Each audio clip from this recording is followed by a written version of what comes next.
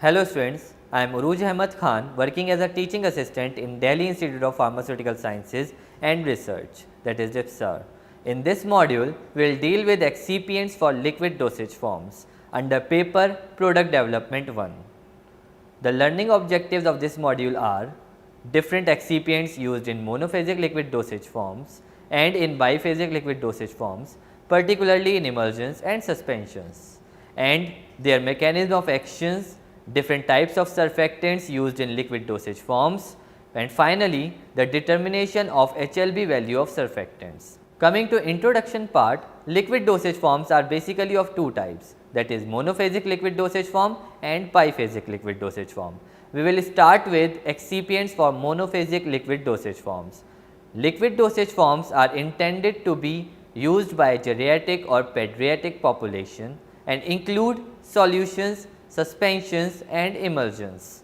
They may be prepared by dissolving a substance in aqueous vehicle or a non-aqueous vehicle, by suspending it in a suitable medium, or by incorporating the drug in an oil or water phase. In pharmaceutical terms, solutions are the liquid preparations containing one or more soluble chemical substances which are dissolved in a suitable solvent, that is usually water, or in a mixture of mutually miscible solvents, and do not by reason of their ingredients or the method of preparation or use drop into other group of products. With rare exceptions, the ingredient must be in solution form in order to be absorbed, and which makes the drug immediately available for absorption, and hence making it more rapidly and efficiently absorbed than the same amount of the drug when administered in a tablet or capsule. The formulation of solution is a cumbersome process and presents an array of technical problems to the industrial pharmacist. Certain drugs are inherently unstable, some are poorly soluble. To unravel the formulation problems with the pharmaceutical liquids, an interesting dichotomy of investigative skills is required. The solubility and stability factors can be approached with the precision long associated with exact sciences, while flavoring and other organoleptic characteristics are the subjective factors. Thus, the successful formulation of a dosage form requires a blend of scientific acuity and pharmaceutical art.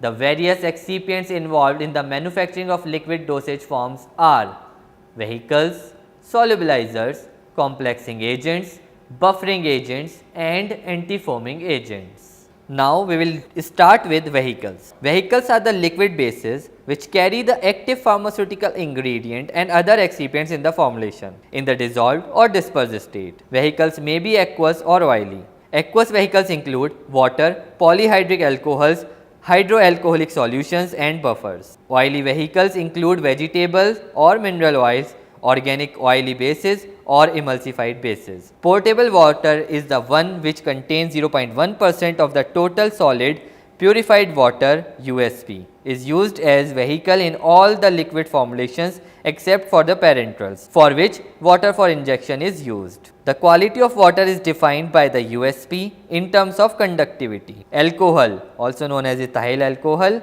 is used as hydroalcoholic mixture that is capable of dissolving both alcohol soluble and water soluble drugs and excipients. Glycerol serves as an excellent solvent for range of substances such as alkalis, neutral salts, tannins, etc. Glycerin is added to the oral formulations in the form of co-solvent to solubilize hydrophobic drugs to improve the viscosity, and also as taste masking agent. Propylene glycol USP with purity of more than 99.8% has multiple uses such as solvent for aromatics in flavor concentrate industry, wetting agents for natural gums, solvent in elixirs and pharmaceutical preparations, emulsifiers in creams, and as humectants, preservative and stabilizers. Lipid based vehicles are used to solubilize the hydrophobic drugs by forming self emulsifying system using a surfactant. The lipid in the formulation keeps the hydrophobic drug in solution state and facilitates its dissolution and absorption as the lipid vehicle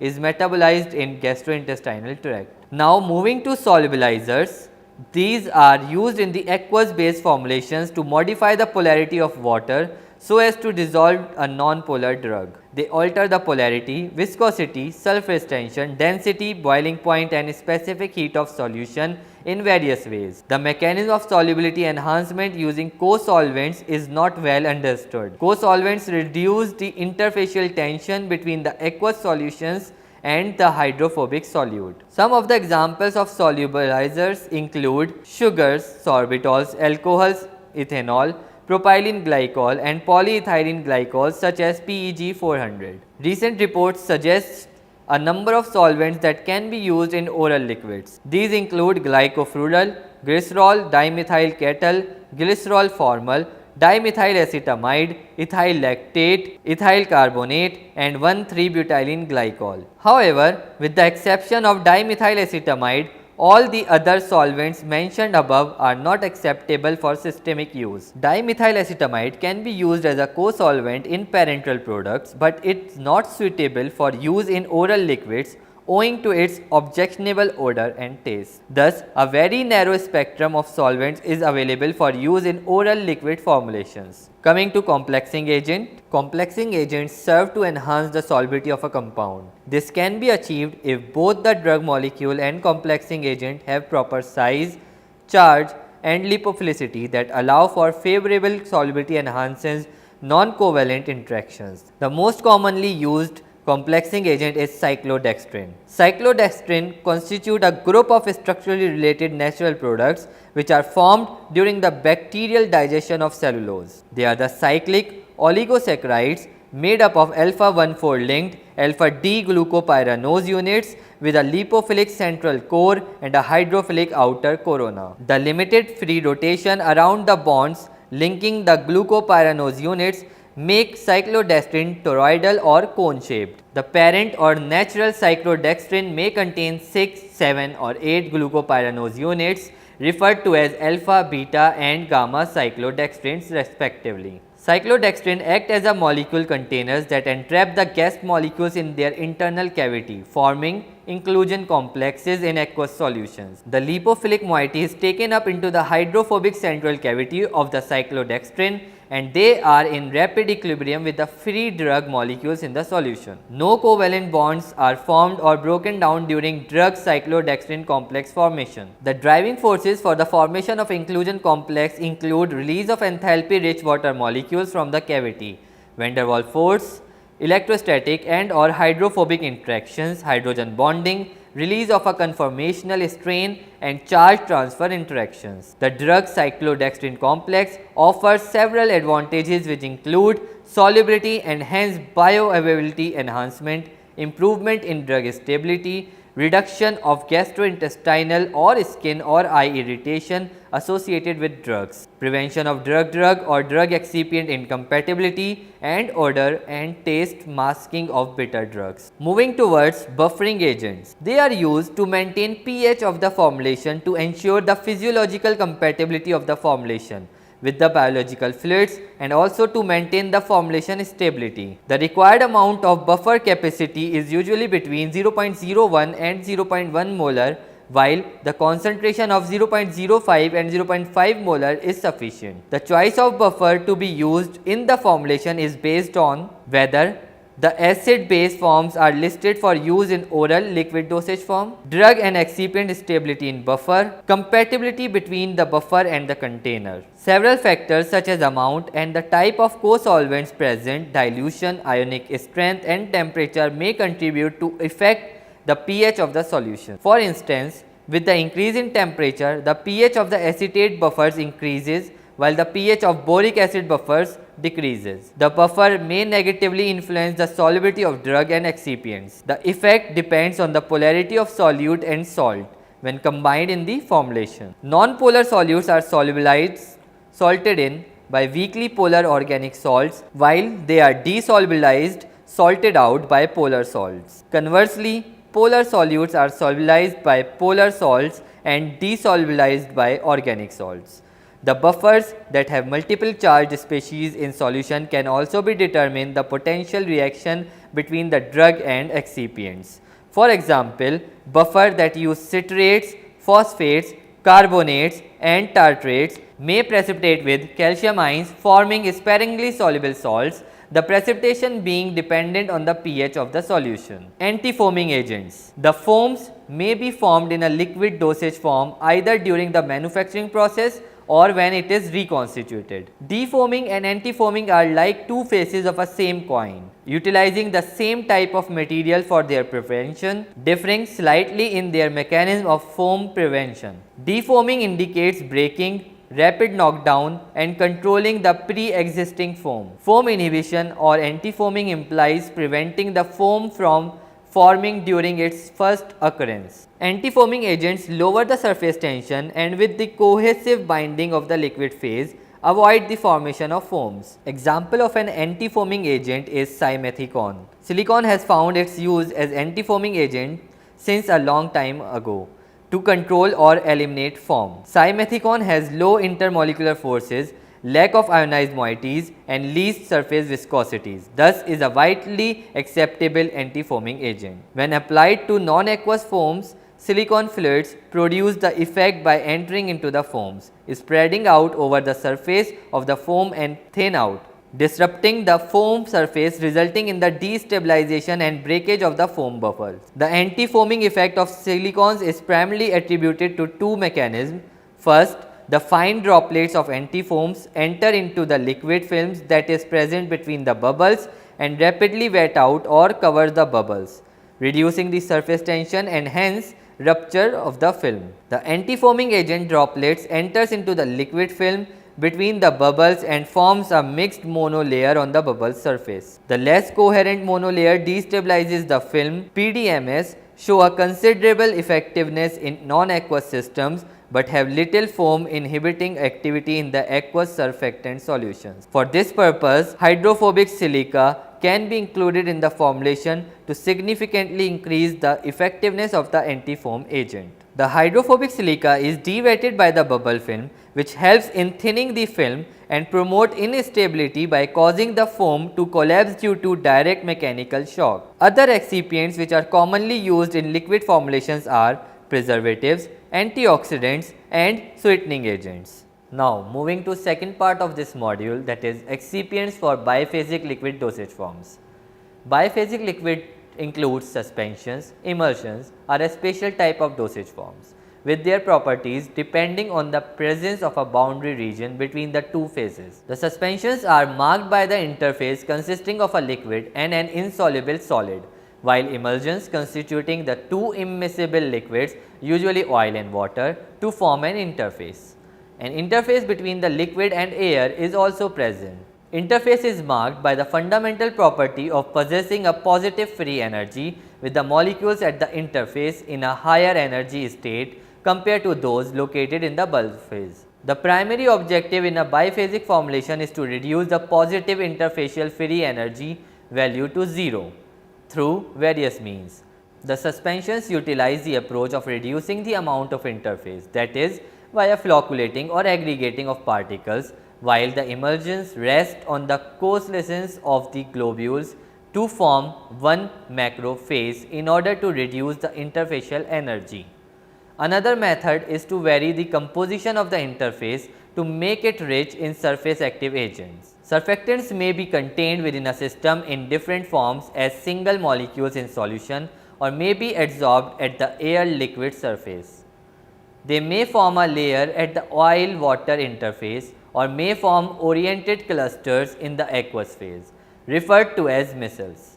Suspensions are heterogeneous systems comprising of two phases, the external or continuous phase, which is generally a liquid or a semi-solid, and the dispersed or internal phase consisting of a particulate matter essentially insoluble in but dispersed throughout the continuous phase. The insoluble matter may be intended either for physiologic absorption or for coating functions. On the other hand, emulsion is an intimate mixture of the two immiscible liquids which exhibit an acceptable shelf life near room temperature. On mechanical agitation, the two immiscible liquid phases tend to form droplets whose lifetime is increased with the addition of an emulsifier. The phase that persists in droplets form an extended period of time is called the internal or dispersed or discontinuous phase, while it is surrounded by the external, that is also known as continuous phase. On the basis of their structure, the emulsifiers can be described as molecules which comprise of both hydrophobic and hydrophilic portions, thus are frequently called as amphiphilic, that is water and oil loving. Different excipients used in biphasic liquid dosage forms are wetting agents, deflocculant and dispersing agents, flocculating agents, suspending agents, emulsifying agents, viscosity modifiers. Now, the very first type of biphasic excipients are wetting agents. They are used to homogeneously disperse solid particles into liquid vehicle with the removal of adsorbed air and hence facilitate the easy penetration of the solvent into the pores of the particle within a short period of time. They consist of a branched hydrophobic chain with a central hydrophilic group, or may also comprise of short hydrophobic chain with hydrophilic groups at the end. Wetting agents used for aqueous vehicles are alcohol, glycerin and polyglycols.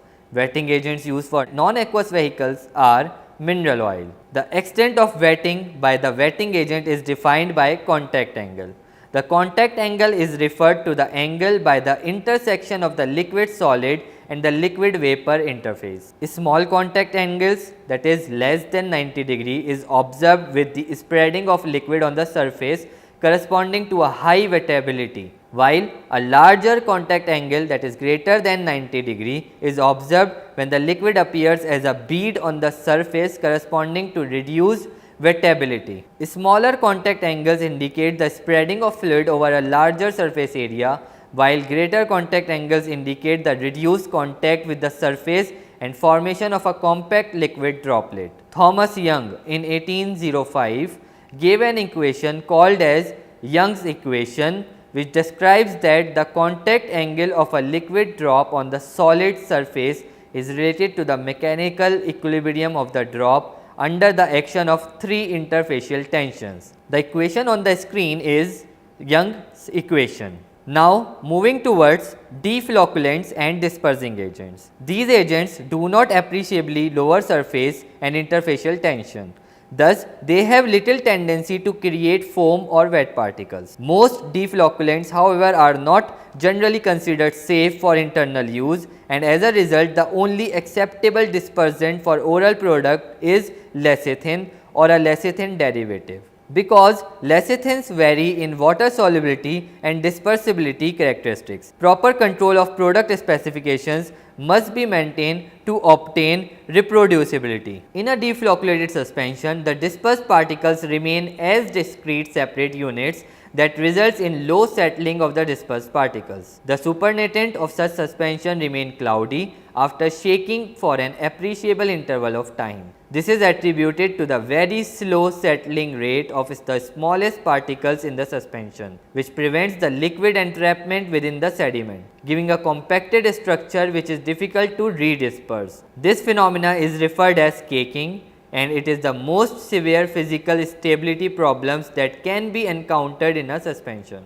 Moving to flocculating agents. Flocculating agents are neutral electrolytes capable of reducing the zeta potential of suspending charged particles to zero. The optimal concentration of flocculating agent necessary to produce the flocculated state can be quantified using the Schurz-Hardy rule, which states that the valence of ions having a charge opposite to that of the hydrophobic particle appears to determine the effectiveness of the electrolyte in aggregating the particles. The aggregating value or the efficiency increases with the valence of the ions. Divalent ions are 10 times as effective as monovalent. The trivalent are 1000 times as effective as monovalent. Furthermore, this rule is valid only for systems where the aggregating electrolyte does not undergo any chemical interaction with the ions of the double layer of the particle surface. In case of weakly charged, water insoluble, organic non-electrolytes, monovalent ions including sodium or potassium chlorides in small concentrations, that is 0.01 to 1%, are often adequate to induce flocculation, while in case of insoluble, highly charged polyelectrolyte species, water-soluble divalent or trivalent ions such as aluminum chloride, calcium salts, citrates, sulfates and potassium biphosphate at concentration 0.01 to 1% may be required for flocculation formation.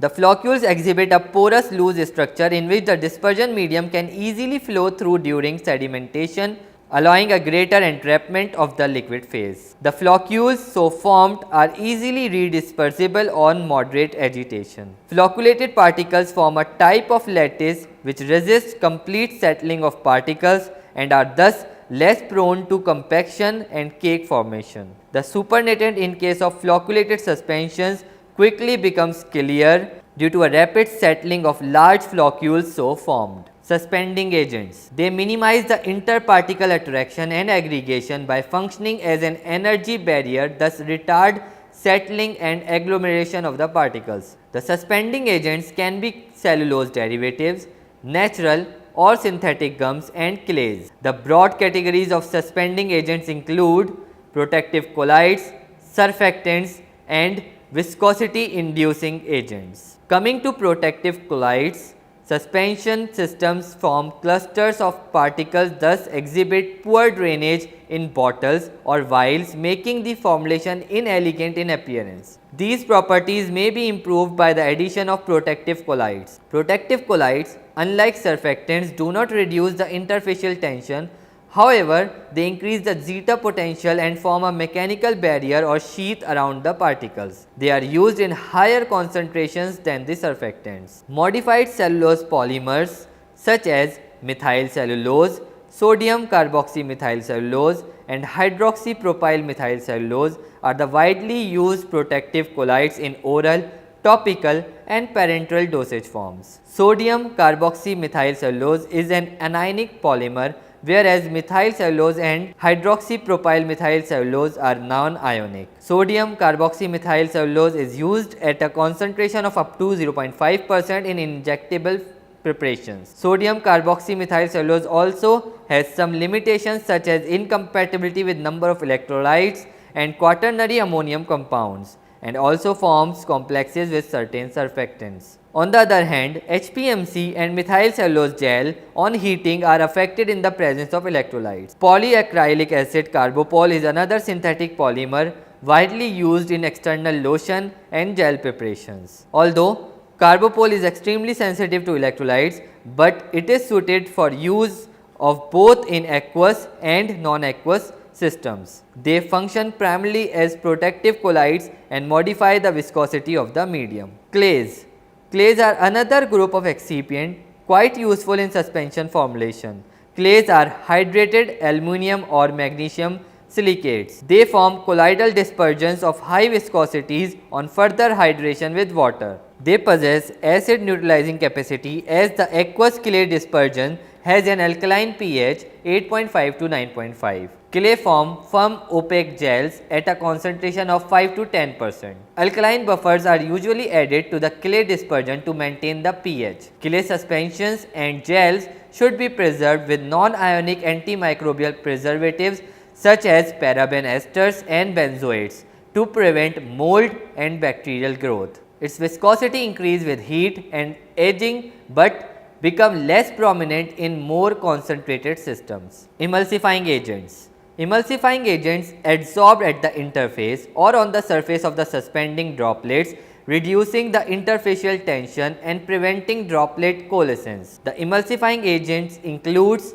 surface active agents, hydrophilic colloids and finely divided solids. They assist in the emulsion formation by three mechanisms: reduction of interfacial tension, thermodynamic stabilization, interfacial film formation, mechanical barrier to coalescence, electrical repulsion, electrical barrier to approach of particles. Now, the first mechanism, reduction of interfacial tension. Emulsifying agents act as an interfacial barrier, lowering the interfacial tension between the two liquids. The attractive forces of the dispersed liquid gets reduced for its own molecules, which decreases the interfacial free energy of the system, preventing the coalescence or phase separation. Interfacial film formation. The emulsifier, which is adsorbed at the interface, surrounds the dispersed droplets and forms a coherent monomolecular or multimolecular film, preventing the coalescence of droplets as they approach each other. The type of emulsifier and the characteristic of the film it forms determines the stability of the emulsions. Monomolecular film formation, surface active agents, surfactants form monomolecular film by adsorbing at the oil-water interface. Due to the amphiphilicity of the surfactants, it aligns itself in the most energetically favorable position with the hydrophobic portion in the oil phase and hydrophilic part in the aqueous phase, thus stabilizing the emulsions. The formation of monomolecular films depends upon the nature, characteristics and the concentration and combination of surfactant.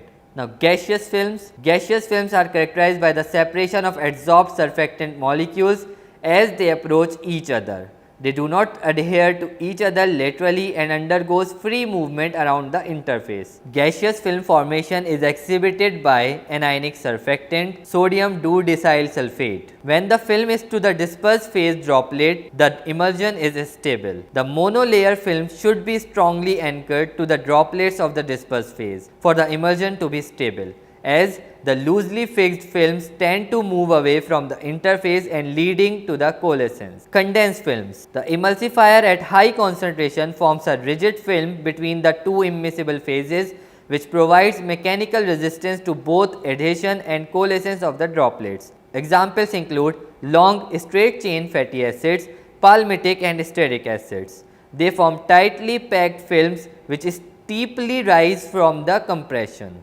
Expanded films. Non-ionic surfactants and oleic acid forms expanded films. The hydrocarbon chains in the oleic acids are less orderly packed in liquid and less cohesive. It also has a polar unsaturated double bond with greater affinity for water. The presence of branched and bent shaped hydrocarbons chains, bulky head groups and multiple polar groups causes lateral cohesion to be reduced and expanded films to form. Interfacial complex condensed films. A single surfactant usually forms tough interfacial film. Thus, a combination of water soluble surfactant which produces a gaseous film and an oil soluble surfactant is preferred to produce a stable interfacial complex condensed film, which improves the stability of the emulsion. Thus, the molecules are efficiently packed between each other, with the film so formed being flexible, elastic, coherent, highly viscous and resistant to rupture. Lamellar liquid crystalline films. Stable emulsions are now believed to comprise liquid crystalline layers on the interface of emulsified droplets with the continuous phase. A three-dimensional association structures is formed on interaction of emulsifier with water. The three-component system comprised of oil, water and lamellar liquid crystals, the latter consisting of consecutive layers of water, emulsifier, oil, water. The final mechanism, electrical repulsion. The interfacial film formed at the surface of the droplets produce repulsive electrical forces between the approaching droplets. The electrically charged groups oriented on the surface of the emulsified globules form electrical double layer which generates repulsion between the droplets. The electrical repulsion theory can be simply explained considering the case of oil in water emulsion stabilized by sodium soap. The ionic heads of the surfactants are oriented towards the continuous aqueous phase, while the hydrocarbon tail faces the oil droplets. Thus,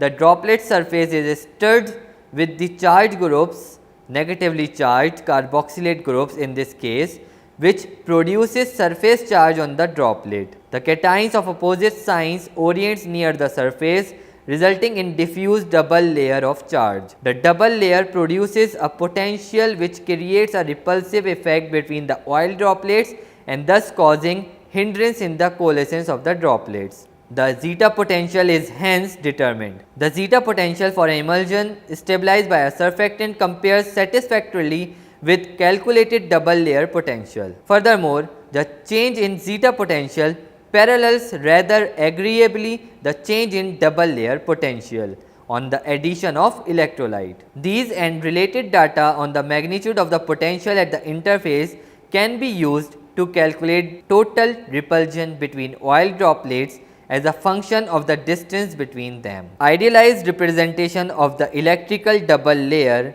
at an oil-water interface is depicted on the screen. Moving towards hydrophilic colloids, polymers that are water sensitive, that is soluble or soluble, can be used as auxiliary emulsifiers and thickening agents. The clay of smectite or amphibole groups are used in makeup preparations. Bentonite, a typical smectite clay, swell in the presence of water at pH greater than 6. Attapulgite clay derived from the amphibole group thickens due to the particle anisotropy, which impairs the formation of compact sediment. Most natural hydrocolloids are polysaccharides. The next part is finely divided solids, solid particle film formation. Finely divided solids, when combined with surfactants and or macromolecules which increase the viscosity, work as good emulsifiers. The category of finely divided solids includes polar inorganic solids, example heavy metal hydroxides,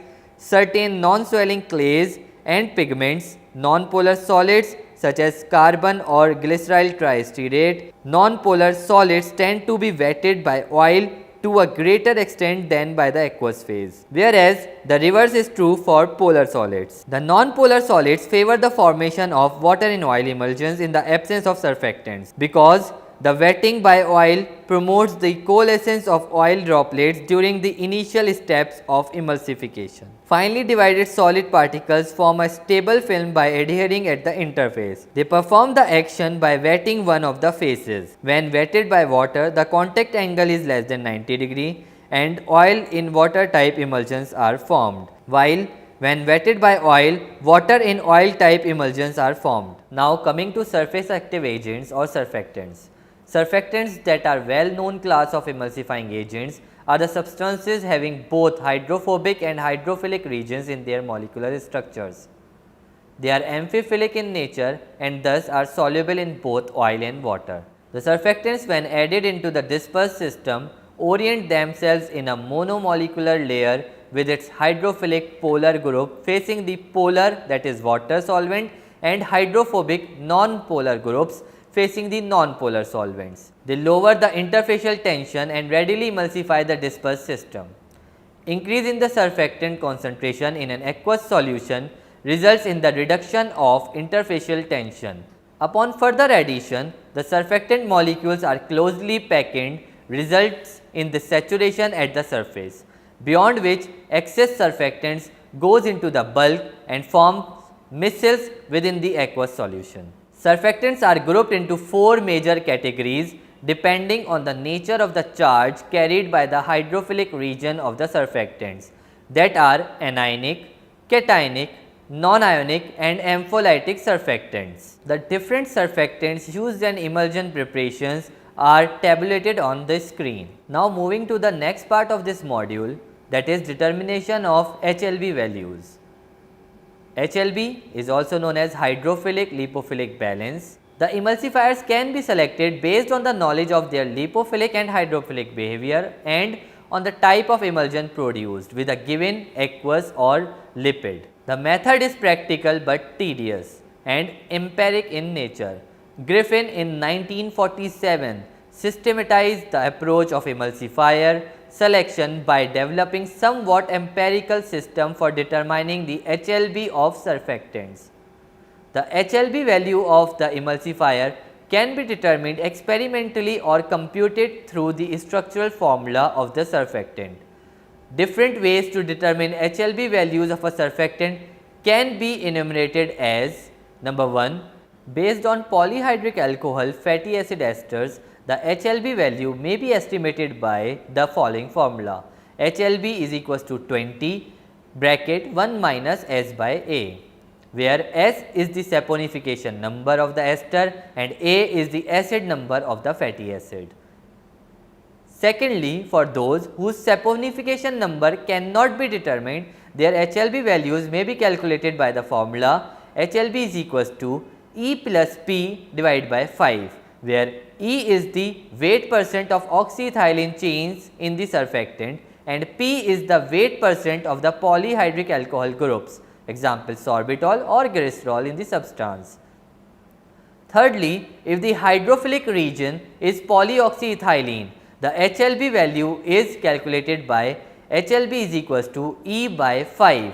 Davies method permits the calculation of HLB value by algebraically adding the values assigned to a particular atomic grouping within the molecule of the emulsifier, which can be calculated by the formula depicting on the screen. A single emulsifier, however, can yield the required time of emulsion of the desired viscosity, but in case of oil in water emulsions, combination of surfactants is utilized to obtain a stable emulsion. The combinatorial approach of utilizing a hydrophilic and lipophilic surfactant produces mixed interfacial phases with a sufficient surface coverage and viscosity, preventing creaming and promoting stability.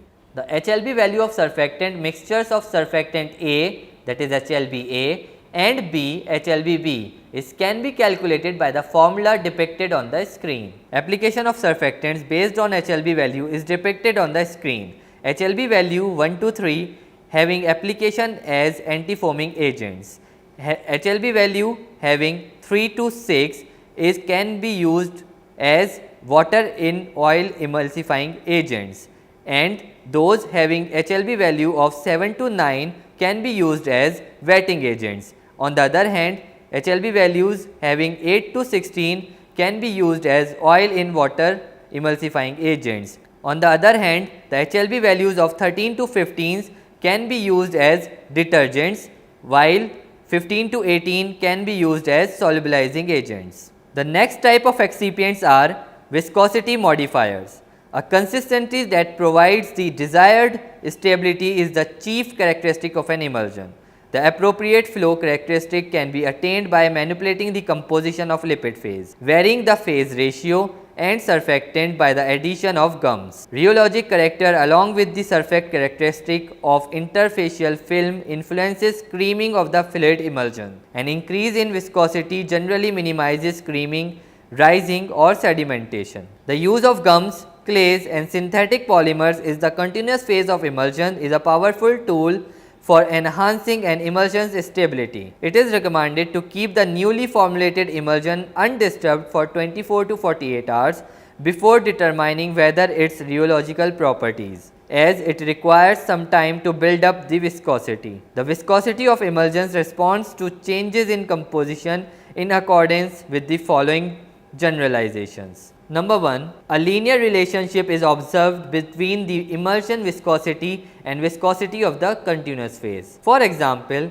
the addition of polyvalent metal soaps or high melting waxes in a water in oil emulsion increases the viscosity. Emulsion viscosity is not very sensitive to viscosity changes of the internal phase. Secondly, the higher the volume of the internal phase, the higher is the apparent viscosity. Third, 3 interacting effects must be balanced to control emulsion viscosity, that are a reduced particle size of the dispersed phase increases emulsion viscosity. Second, emulsion stability is enhanced by a reduction in particle size. Third, increase in viscosity is observed with the flocculation or clumping, which tends to structure the internal phase. On the other hand, the viscosity of emulsions can be increases upon aging. Lipid phase. The choice of oil phase of an emulsion is primarily dependent on the ultimate use of the product. The oil portion of pharmaceutical and cosmetic products include variety of lipids of the natural or the synthetic origin, with their consistency ranging from mobile liquids to fairly hard solids. Most commonly used lipids for pharmaceutical or cosmetic emulsions have been depicted in the table. The first factor influencing the selection of lipid component is the drug solubility in the oil portion of the emulsion. Drug distribution in the oil phase and aqueous phase in an emulsion depend on its oil or water partition coefficient. The solubility of drug in the oil phase determines its absorption by the gastrointestinal tract or the skin. Principally, the lesser the drug solubility in the non-volatile part of the vehicle, the greater is its penetration into the barrier. Furthermore, a finite solubility of the drug in the vehicle is crucial to ensure its presence in a fine state of subdivision. Thus, altogether it can be stated that the active ingredient must not be so soluble in the base that it prevents penetration or transfer. Another consideration in the selection of oil phase for a topical preparation is its feel. Emulsions normally leave a residue of the oily components on the skin after the water has evaporated.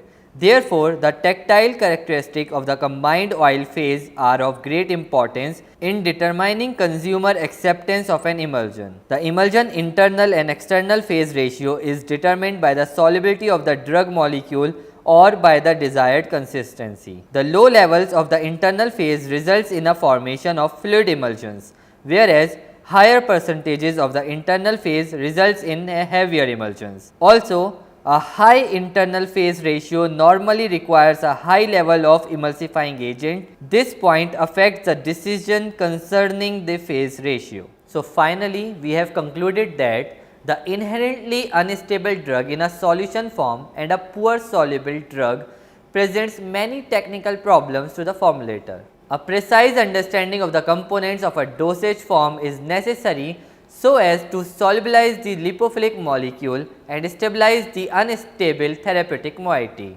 The primary objective in a biphasic dosage form is to reduce the positive interfacial free energy value to 0, which is achieved by various means such as using wetting agents, suspending agents, emulsifying agents.